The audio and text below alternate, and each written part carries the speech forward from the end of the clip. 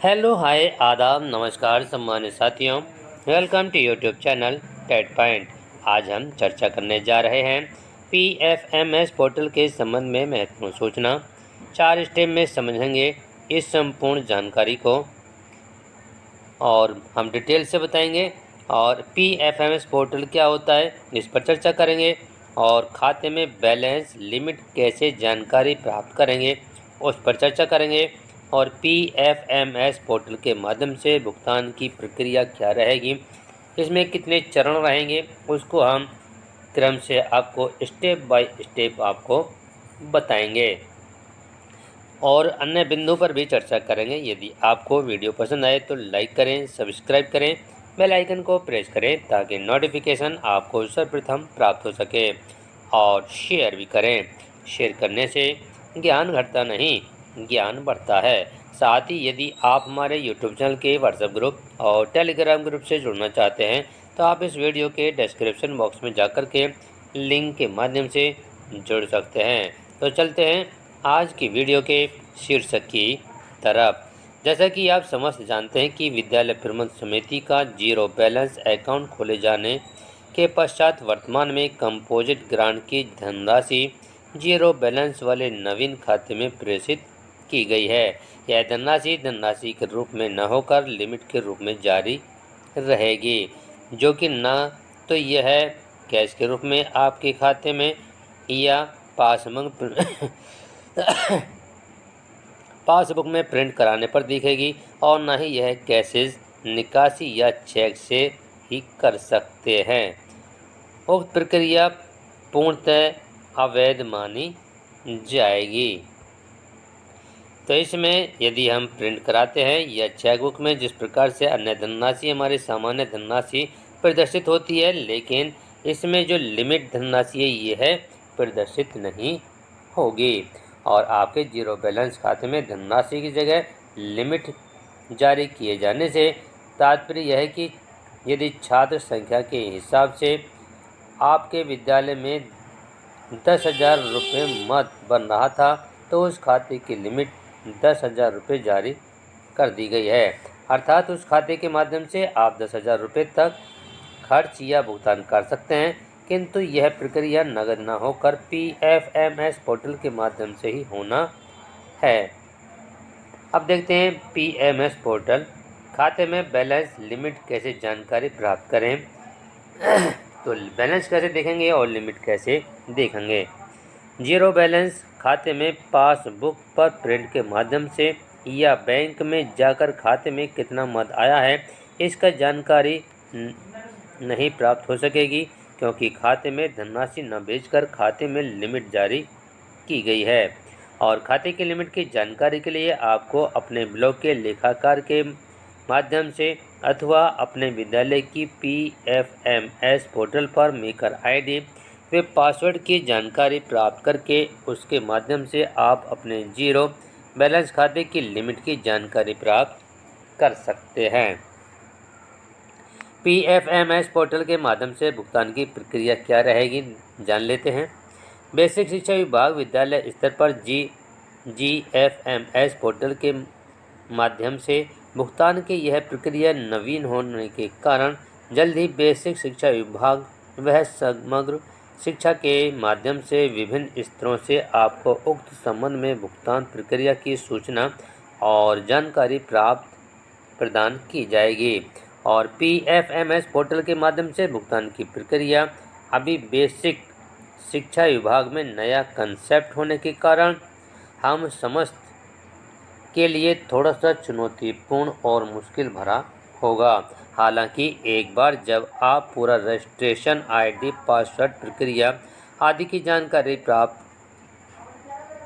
कर जाएंगे और उसके साथ ही आप अपने अधिकांश भुगतान होने वाले वेंडर जैसे कि स्टेशनरी वाले, बिल्डिंग मटेरियल वाले, पुताई करने वाले, किराना वाले आदि अन्य लोगों का जब अपने विद्यालय के पोर्टल से ऐड कर लेंगे तब यह भुगतान की प्रक्रिया अत्यंत सरल हो जाएगी। और इसमें आपको एक प्रकार से पहले पोर्टल के माध्यम से प्रक्रिया को पूर्ण करना होगा।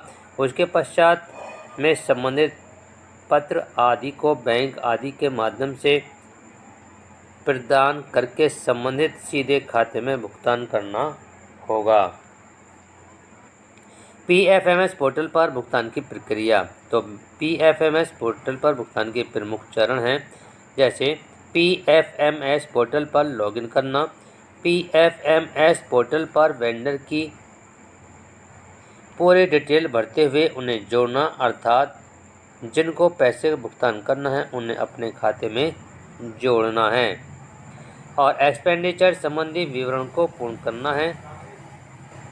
जिस मद के लिए एक्सपेंडिचर कर रहे हैं उससे संबंधित विवरण भरना। और अब चलते हैं स्टेप्स की तरफ।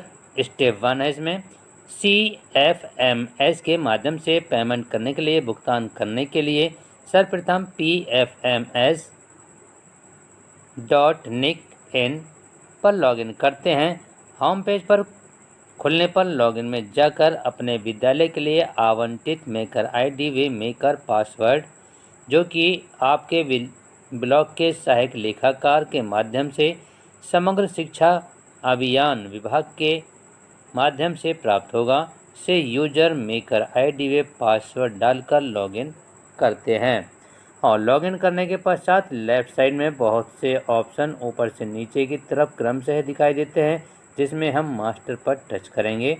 और मास्टर पर टच करने के पश्चात बहुत सारे विकल्प आते हैं, जिसमें वेंडर पर क्लिक करके सर्वप्रथम कार्य वेंडर अर्थात सप्लायर को ऐड करते हैं।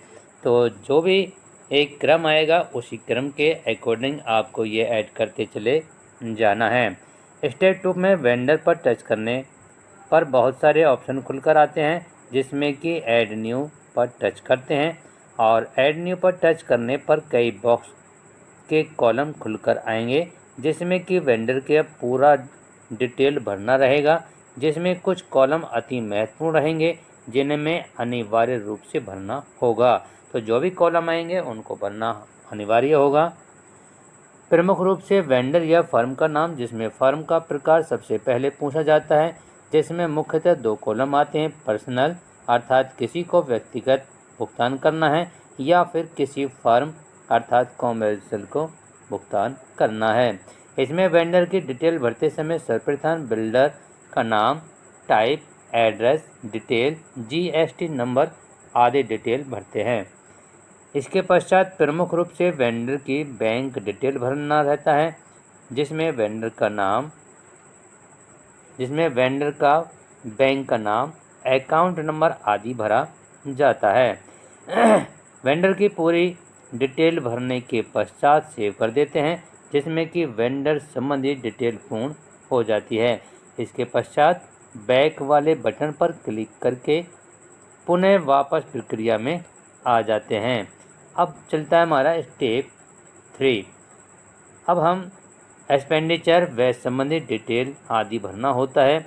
एक्सपेंडिचर पर क्लिक करने के पश्चात बहुत सारे विकल्प दाहिनी तरफ खुलकर आते हैं, जिसमें हम सबसे पहले ऐड न्यू पर क्लिक करना होता है। ऐड न्यू पर क्लिक करने पर एक नया फॉर्म जैसे अर्थात बहुत सारी डिटेल भरने के लिए खुलकर आता है। इसमें सबसे पहले स्कीम अर्थात किस योजना के तहत वह हो रहा है इसका डिटेल भरना आता है।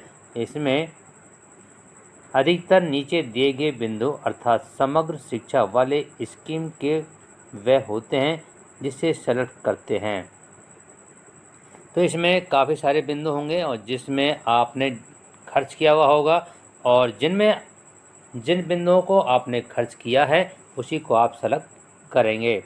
इसके पश्चात जिसके लिए एक्सपेंडिचर डन कर रहे हैं उसे भरना होता है, अर्थात जिसके लिए वह कर रहे हैं। इसमें क्लिक करने पर जितने वेंडर हमने जोड़ रखे हैं अर्थात जिनकी डिटेल हमने ऐड कर रखी है वह सभी खुलकर सामने आ जाते हैं। इसमें से जिस वेंडर को भुगतान करना होता है उसे सेलेक्ट करते हैं। इसके पश्चात लाइटर अर्थात ऑफिस ऑर्डर नंबर, स्कूल का नाम आदि डिटेल भरते हैं। इसमें एक चीज़ का ध्यान रखना होगा कि सदैव किसी का भुगतान करते समय एक पत्रांक जैसी संख्या अर्थात ऑफिस ऑर्डर नंबर प्रदान करना रहेगा।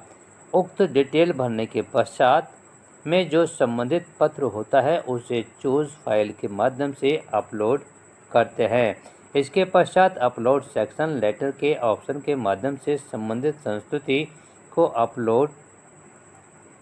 संस्तुति के पत्र को अपलोड करते हैं। और फोर्थ चरण में देखते हैं क्या है। इसमें कुछ डिटेल और भरना होता है, जैसे सेक्शन डेट और अवेलेबल लिमिट, टोटल अमाउंट जो कि भुगतान किया जा रहा है।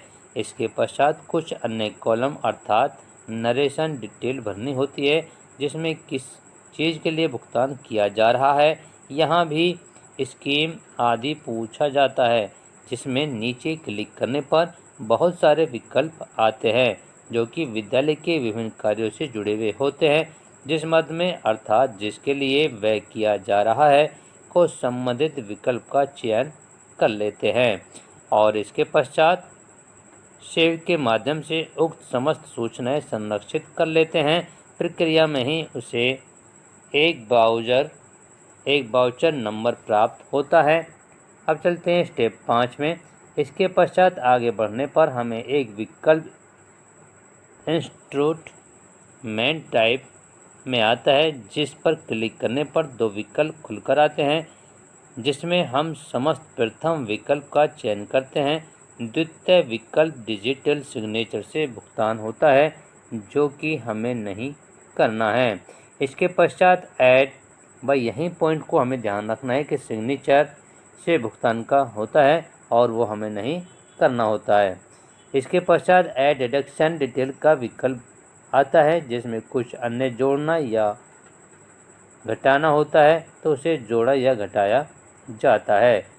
यदि अन्य कुछ ने जोड़ना है ने घटाना रहे तो ऊपर की पूरी प्रक्रिया को एक बार पुनः अच्छी प्रकार से मिलाकर जांच परख करते हुए आगे बढ़ते हैं, जहां पर अंतिम विकल्प के रूप में कन्फर्म बटन दबाना होता है। जब भलीभांति सुनिश्चित हो जाए कि हमारा समस्त विवरण सही है, तब कन्फर्म बटन दबा दें। इस प्रकार हमारी PFMS पोर्टल पर की जाने वाली प्रक्रिया पूर्ण हो जाएगी और PFMS पोर्टल की उक्त प्रक्रिया प्रथम बार करने पर ही बहुत बड़ी और जटिल लगेगी।